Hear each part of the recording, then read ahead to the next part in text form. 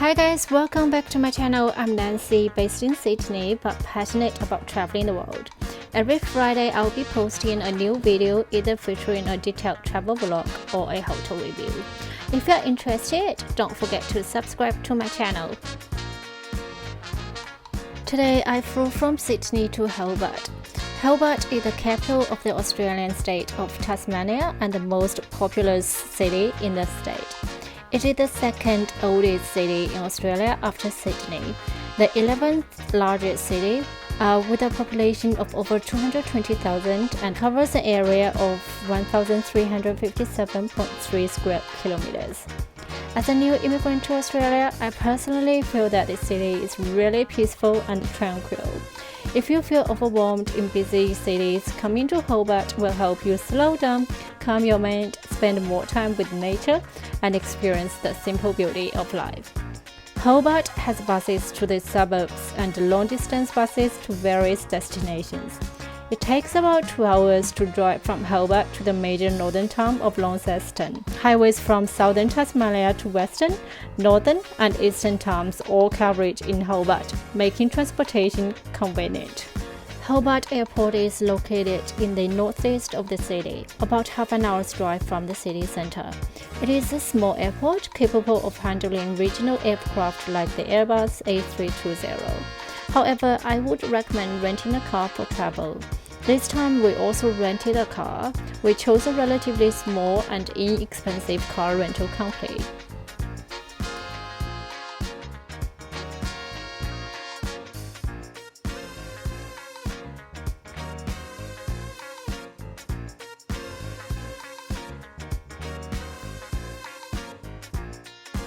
Our first stop was at a restaurant, the seafood restaurant in Hobart. It's only about a 15-minute drive from the airport. The restaurant looks small but it's quite famous.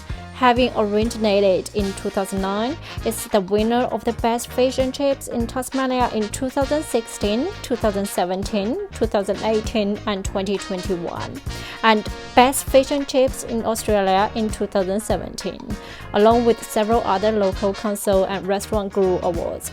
They only sell live lobsters to go, no processing, but what we've ordered was really delicious. The ingredients were very fresh and the dishes were very tasty. Highly recommended.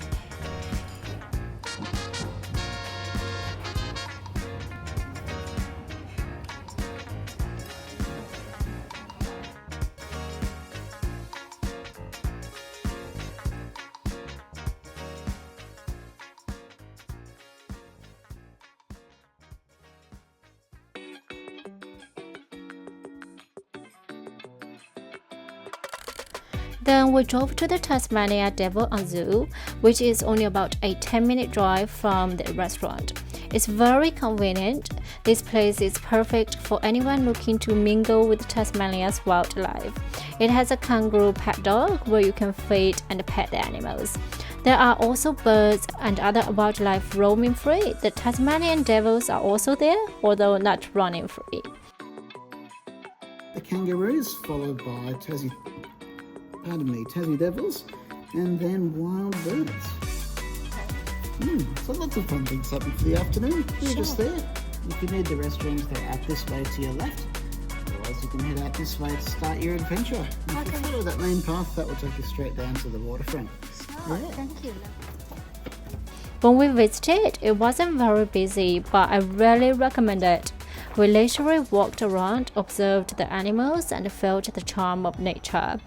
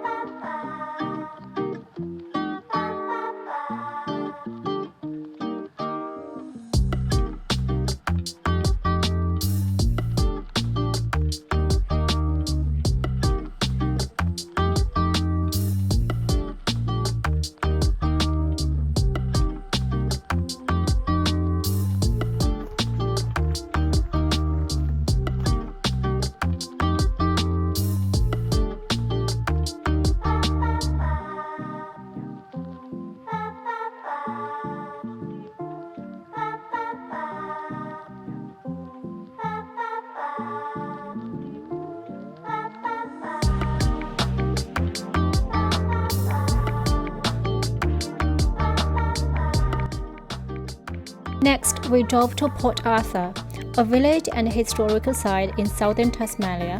It served as a 19th century penal settlement and is now an open-air museum. Port Arthur boasts ruins such as the vast penitentiary and the remaining shell of the convict church, built by inmates. The separate prison building housed solitary confinement cells where mental punishment was inflicted in place of floggings.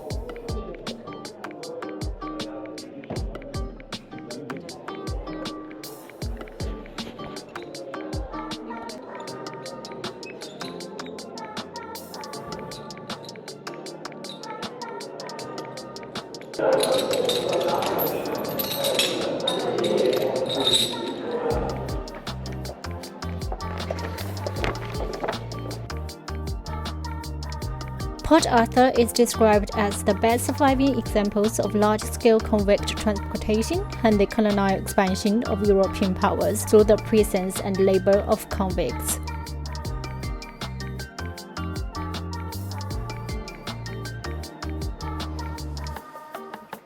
In 1996, Port Arthur was the site of the Port Arthur Massacre, the worst instance of mass murder in post-colonial Australian history.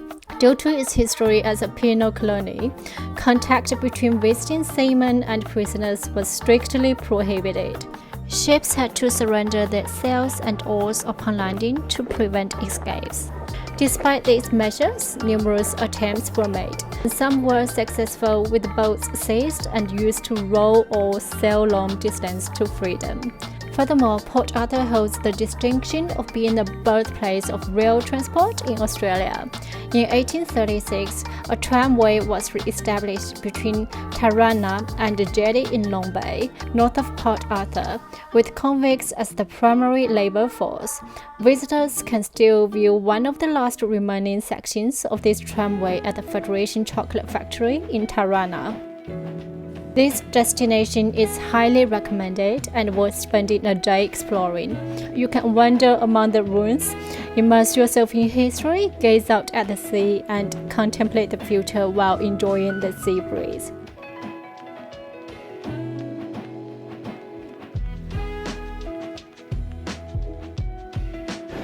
They're all buried along that southern end, and there's not a great deal of evidence of that because it was policy of Port Arthur that convict graves should be anonymous, thinking being a life which has been lived in shame and disgrace would deserve no lasting memorial.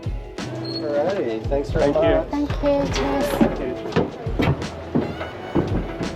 Finally, we made our way to Mount Wellington in the southeast of Tasmania. It is the summit of the Wellington Range and is located within the Wellington Park Reserve. With an elevation of 1,271 meters above sea level, Mount Wellington is often snow-covered. Even in summer, its lower slopes are densely forested and crisscrossed by numerous walking tracks and a few fire trails. A sealed narrow road leads to the summit. It's about 22 kilometers from Hobart city centre. On the summit, there is an enclosed lookout offering breathtaking views of the city below, the Derwent to the east, and the glimpse of the World Heritage Area nearly 100 kilometers to the west. When we visited, the wind was very strong and it was extremely cold. We strongly recommend dressing warmly before heading up the mountain. Layer up, wear a hat and gloves to stay warm.